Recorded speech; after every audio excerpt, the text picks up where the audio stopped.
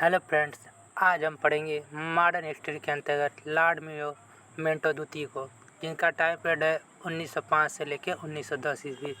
इसके अंतर्गत हम निम्न टॉपिक को पढ़ेंगे। सर्वप्रथम पढ़ेंगे अखिल भारतीय मुस्लिम लीग 1906 ईस्वी, उसके बाद सूरत अधिवेशन 1907 ईस्वी, फिर मैडम भिक्काजी कामा 1907 ईस्वी, फिर मुजफ्फरपुर बम कांड 1908 ईस्वी, फिर करजन बागावली की हत्या 1909 ईस्वी, फिर मार्लो मिंटो सुधार अधिनियम 1909 ईस्वी, अखिल भारतीय मुस्लिम लीग सन 1906 ईस्वी। अखिल भारतीय मुस्लिम लीग के स्थापना 30 दिसंबर सन 1906 ईस्वी ढाका बांग्लादेश में होता है। यहाँ इसका मुख्यालय लखनऊ बनाया जाता है। इसके संस्थापक सर्वप्रथम नवाब सलीमुल्लाह खां प्लस और आगा खां तृतीय होते हैं। इस समिति के संस्थापक अध्यक्ष बकर उल मुश्ताक हुसैन होते हैं। इसके अस्थायी अध्यक्ष आगा खां तृतीय होते हैं। इस समिति का बनने का उद्देश्य निम्न होता है: मुस्लिमों के राजनीतिक अधिकार को सुरक्षित रखना और अंग्रेजी सरकार के प्रति निष्ठा भाव रखना, मुस्लिमों के मूलभूत मांगों को अंग्रेजी सरकार के समक्ष प्रस्तुत करना और कांग्रेस पार्टी से अलग अपना अस्तित्व बनाना, यानी कांग्रेस पार्टी से अलग अपना एक पहचान बनाना। फिर अब हम पढ़ेंगे सूरत अधिवेशन 1907 ईस्वी। 1907 ईस्वी में भारतीय राष्ट्रीय कांग्रेस का वार्षिक अधिवेशन चल रहा था, सूरत में चल रहा था। उसी समय वहाँ इस अधिवेशन की अध्यक्षता रास बिहारी घोष कर रहे थे। इस अधिवेशन में कांग्रेस पार्टी के बीच सदस्यों में मतभेद हो जाता है, जिसके कारण कांग्रेस पार्टी गरम दल और नरम दल दो भागों में विभाजित हो जाती है। अब पढ़ेंगे हम मैडम भिक्काजी कामा 1907 ईस्वी। मैडम भिक्काजी कामा मैडम के आर रुस्तम कामा मूलतः महाराष्ट्र के पारसी समुदाय में जन्मे हुए थे। भिक्काजी कामा 1902 ईस्वी में भारत छोड़ विदेश भ्रमण करने निकल गई। इस दौरान उन्होंने लंदन, अमेरिका, जर्मनी और फ्रांस की यात्रा की। दादा भाई नौरोजी के निजी सचिव के रूप में भिक्काजी कामा को नियुक्त किया गया कार्य करने के लिए। श्याम जी कृष्ण वर्मा के अनुयायी मैडम जी भिक्का कामा थे।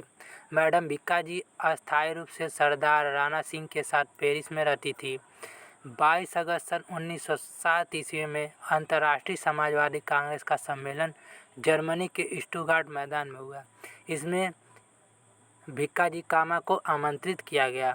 मैडम भिक्काजी कामा स्टुटगार्ट के मैदान में अंग्रेजी सरकार के विरुद्ध उत्तेजक भाषण देते हुए संबोधन के अंत में राष्ट्रीय तिरंगा झंडा फहराई थी।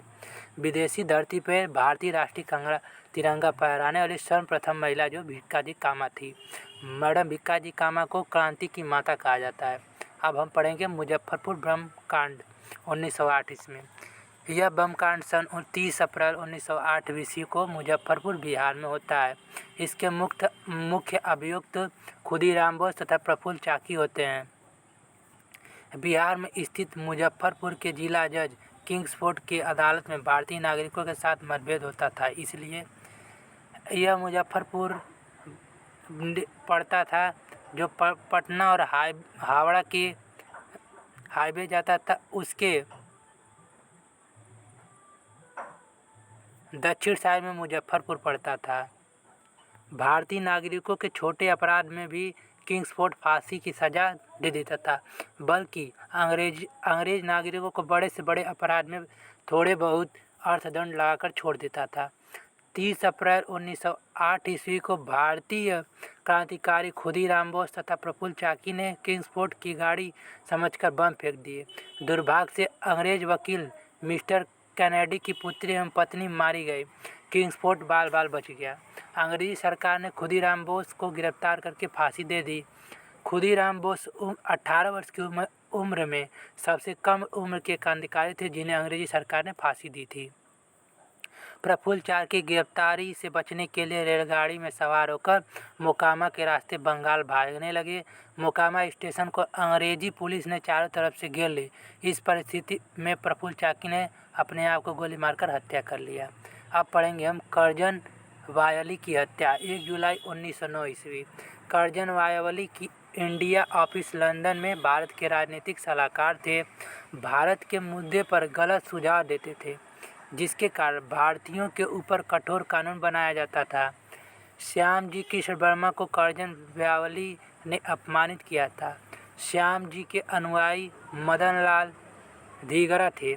मदनलाल धीगरा ने कर्जन यावली की हत्या करने की योजना बनाई।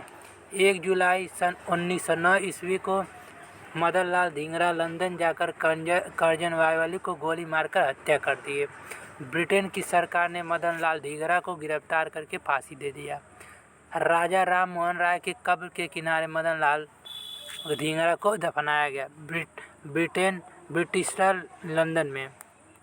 अब हम पढ़ेंगे मार्लो मिंटो सुधार अधिनियम 1909 ईस्वी।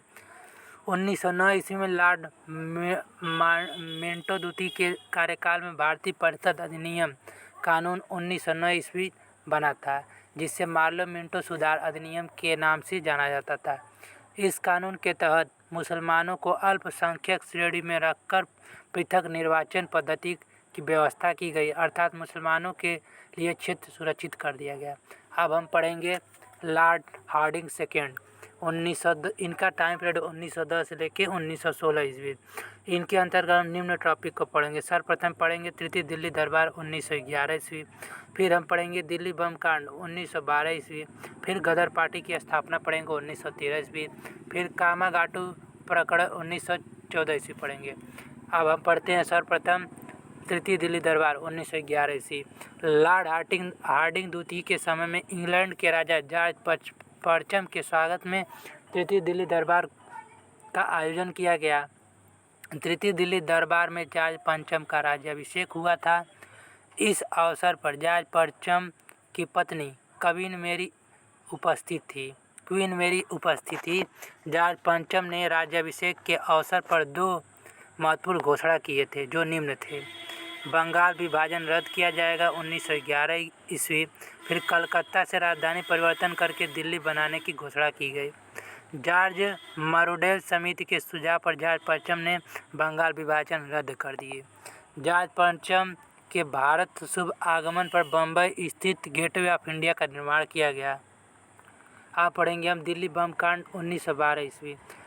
समय दिल्ली बम कांड 23 दिसंबर 1912 ईस्वी को होता है।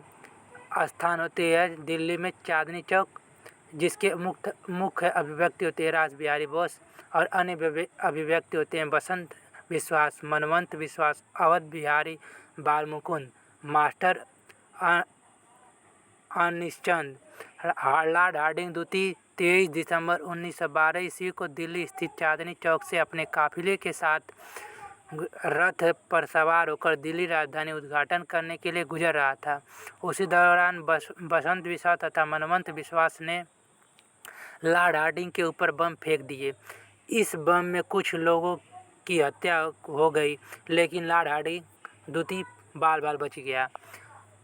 दिल्ली बम कांड के मुख्य साजिशकर्ता रास बिहारी बोस गिरफ्तार से बचने के लिए जापान भाग गए। अंग्रेजी सरकार ने अन्य अभियुक्तों को गिरफ्तार करके बम कांड के तहत मुकदमा चलाए, जिसमें सभी लोगों को फांसी की सजा दे दी गई। दिल्ली बम कांड में निम्न क्रांतिकारियों को फांसी दिया गया। सर्वप्रथम बसंत विश्वास को, फिर मनवंत विश्वास को, फिर अवध बिहारी को, फिर बाल मुकुंद को, फिर मास्टर अमीनचंद को। अब हम पढ़ेंगे गदर पार्टी की स्थापना 1913 ईस्वी। गदर पार्टी की स्थापना सन 1 नवंबर 1913 ईस्वी सैन फ्रांसिस्को उत्तरी अमेरिका में होती है, जिसके संस्थापक लाला हृदयलाल होते हैं तथा अध्यक्ष सोहन सिंह बकाना होते हैं, जिसके सचिव लाला हरदयाल होते हैं। जिसका उद्देश्य होता है, इस समिति का उद्देश्य होता है भारतीय सैनिकों के अंदर अंग्रेजी सरकार के विरुद्ध विद्रोही भावना उत्पन्न करना। गदर पार्टी द्वारा युगांतर प्रेस की स्थापना किया गया। इस प्रेस के माध्यम से गदर नामक साप्ताहिक पत्रिका बाद में मासिक निकाली गई। गदर पत्रिका निम्न भाषा में निकाली जाती है, जो इस प्रकार है। सर्वप्रथम हिंदी में, फिर उर्दू, फिर अंग्रेजी, फिर पंजाबी, फिर मराठी, फिर गुजराती, फिर बख्तूनी। फिर गदर पत्रिका के माध्यम से अंग्रेजी सरकार को निंदा का पात्र बनाया जाता था, जिससे ब्रिटेन की सरकार की प्रतिष्ठा धूमिल होने लगी। प्रथम विश्व युद्ध के दौरान 1917 ईस्वी में ब्रिटेन के अनुरोध पर अमेरिका की सरकार ने गदर पार्टी को अवैध घोषित करके संपत्तियों को जब्त कर ली। इस पार्टी से जुड़े कार्यकर्ता अमेरिका छोड़कर अन्य देशों में भाग गए। गदर पार्टी अपने उद्देश्य में सफल रही। गदर शब्द 1857 के विद्रोह से लिया गया। आप पढ़ेंगे हम कामागाटो मारो प्रकरण 1914 ईस्वी। कामागाटो मारो जापान देश की समुद्री जहाज है। गुरुदत्त सिंह सिख नेता ने जर्मन शिपयार्ड के एजेंट मिस्टर बूने से यह जहाज किराए पर लिए थे। गुरुदत्त सिंह 376 कुशल कारीगरों को इस जहाज में बैठाकर काम के तलाश में हांगकांग से कनाडा वैंकूवर बंदरगाह ले जा रहे थे। उसी दौरान ब्रिटेन के कहने पर कनाडा की सरकार ने वैंकूवर बंदरगाह से बलपूर्वक समुद्री जहाज को अपने सीमा से बाहर निकाल ली। अंग्रेजी पुलिस ने बलपूर्वक समुद्री जहाज को बंधक बनाकर कलकत्ता स्थित बजबज नामक बंदरगाह पर आई। जहाज में बैठे यात्रियों ने ब्रिटिश विरोधी नारे लगाए। अंग्रेजी पुलिस ने निर्दोष यात्रियों के ऊपर गोली चला दी, जिससे 18 लोगों की मौत हो जाती है। शेष सभी लोग बंदी बनाकर कलकत्ता के कारागार में कैद कर लिए जाते हैं। इस घटना को कामागाटामारो प्रकरण के नाम से जाना जाता है। अब जिसके कारण लॉर्ड हार्डिंग द्वितीय के कार्यकाल में 1913 ईस्वी में साहित्य के क्षेत्र में रवींद्रनाथ टैगोर को नोबेल पुरस्कार मिला था। लॉर्ड हार्डिंग के समय में 9 जनवरी 1915 ईस्वी को गांधी जी दक्षिण अफ्रीका से भारत वापस आए थे। लॉर्ड हार्डिंग के काल में 1916 ईस्वी मदन मोहन मालवीय जी ने बसंत पंचमी के दिन काशी हिंदू विश्वविद्यालय की स्थापना वाराणसी में किए थे। अब गांधी जी की निम्न उपाधि हम पढ़ेंगे। इनको बापू कहा जाता था, राष्ट्रपिता कहा जाता था, महात्मा कहा जाता था, कुली बैरिस्टर कहा जाता था, मंगी शिरोमणि कहा जाता था, कर्मवीर कहा जाता था, साबरमती का संत कहा जाता था, सेवाग्राम का संत, भर्ती करने वाले सर्जेंट कहा जाता था, कैसरे हिंद कहा जाता था, अर्धनंगा फकीर कहा जाता था, देशद्रोही फकीर कहा जाता था, राजनीतिक बच्चा कहा था, मलंग बाबा कहा जाता था, वन मैन बाउंड्री फोर्स कहा जाता था, कम वक्त बूढ़ा कहा जाता था। अब हम आगे पढ़ेंगे नेक्स्ट डे। Thank you.